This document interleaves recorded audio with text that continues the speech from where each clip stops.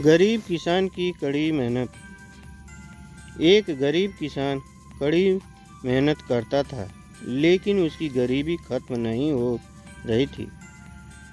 वह गांव के प्रसिद्ध संत के पास गया और अपनी सभी समस्याएं बता दी।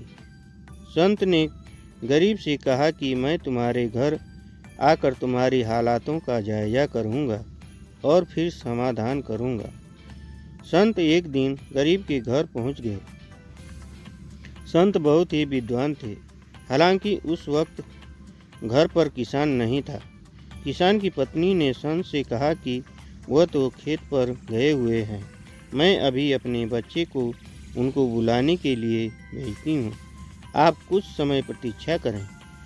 वह बच्चा तुरंत ही खेत पर अपने पिता को बुलाने के लिए चला गया।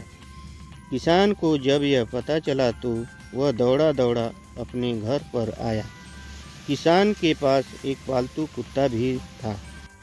वह भी किसान के साथ आया था और जोरों से हाँफ रहा था।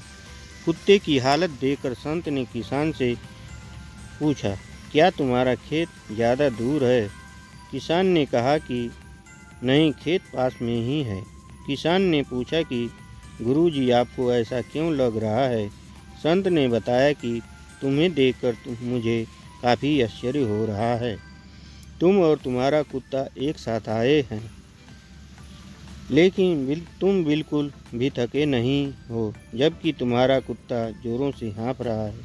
किसान ने बताया कि हम दोनों एक ही रास्ते से आए हैं, मेरा खेत पास में ही है, मुझे थकान महसूस नहीं हो रही है, लेकिन मेरा कुत्ता थक गया है।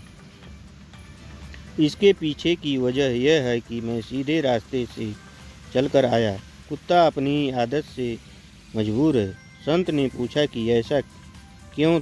तो किसान ने बताया कि जब भी एक कुत्ता दूसरों को देखता है तो हाँफने लगता है और फिर उनके पीछे दौड़ता है। कुछ समय बाद यह मेरे पास वापस आ जाता है, इसी कारण यह थक गया है।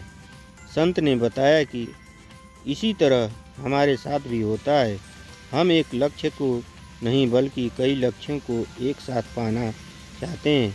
यानी कि हम जब तक एक लक्ष्य को हासिल नहीं कर लेते तब तक दूसरे लक्ष्य की ओर भागने लगते हैं। हम अपनी परेशानियां और दूसरों के दुखों को देखकर परेशान होने लगते हैं। हमें अपना काम ईमानदारी से करना चाहिए। कहानी की सीख। इस कहानी से हमें सीखने को मिलता है कि यदि हम दूसरों के सुखों पर ध्यान देंगे तो हम कभी भी सफल नहीं हो पाएंगे और परेशान रहेंगे।